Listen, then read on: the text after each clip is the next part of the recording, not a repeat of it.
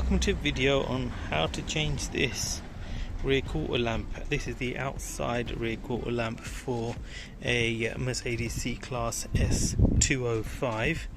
So I'm going to have to try and get this moved. So I'm going to try my best. There is a little access point here, but I don't know if that's going to be enough to get the screws off, because there's 3 screws and then there's like a bolt type connector there that we just basically push out and it pops out of a rubber grommet. So let me just check the other side, see if I can access it, and then we'll talk about next steps. So managed to get that thing off. I know in another video someone's literally had to take all of this off, but I'm going to try and do it without and access it from here, because you got bolt number 1 there, number 2 just there, can you see that there, and then number 3 is just behind this. I can't show it to you, I can't get the angle, but it's just in here, just behind here. Hope you can just about make out the little groove cut out there in the metal. So just behind this bit here is the 3rd one, and it's all 8mm. So I'm going to try and squeeze my socket in there and open it. Let me see, can I do it? Let's find out.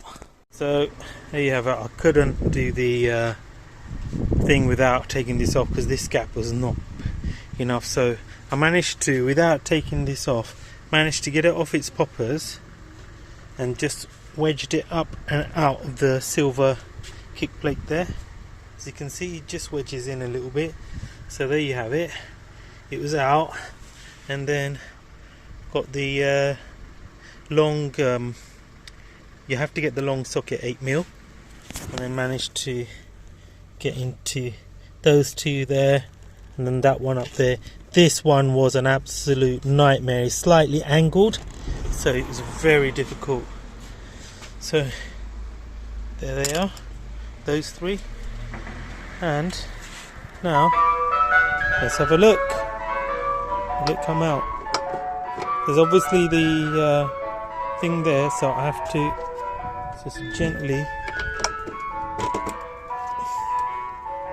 need a trim removal tool there, hold on. So this is going to be difficult doing this and filming at the same time, but what you want to do is just wedge it in there, just in case it comes out while I'm filming. Oh, nearly. There you have it.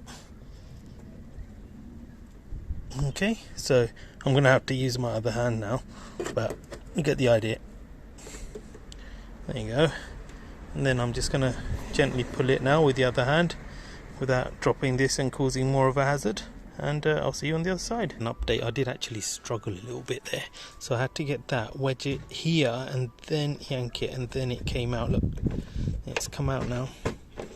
So I feel relatively confident, he says, in doing this and filming it with one hand. So gently pull it out, voila, and then disconnect the connectors down there. She's a good one. So there you have it, there's the old one out. Just had to literally take that plug off, and here it is there. It's just literally either from up top once you got it released, or from this way, from in here. You just press this little lever there, just press it there and then pull away, and it comes out quite easily. So there you have it. I'm going to give this a quick little clean up, and then the new one goes in, and it's the reverse of what we did here. And there is that popper that I was referring to. So make sure when you pull it out that rubber washer is still there. It's very important. Okay, here goes. So there you have it. I've given it a quick little clean up there, and here's the new one. So here goes nothing. Gonna take a risk, hold it with one hand. I know the connector's there, but I'm going to connect that once I've pushed this in. So I just got to line up that with that rubber grommet there, and then can't really go wrong. See? Look at that. Then gently push that in. There you go. There. Nice. Look at that. Doesn't it look a shed load better?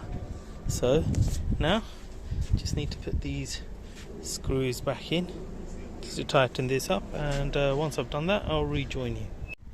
And there you have it fitted. Try to improve that a little bit, but because of the slight little parking prang, it's slightly out of line, but nothing to do about that.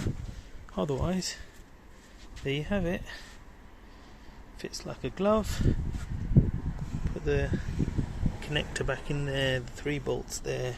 What I need to do is reconnect that to that, which is the folding mechanism for the rear seats, and then click this back in. It was a bit of a faff trying to get it all back, so first thing I did was tuck that in there, and I gotta say every single plastic popper was broken.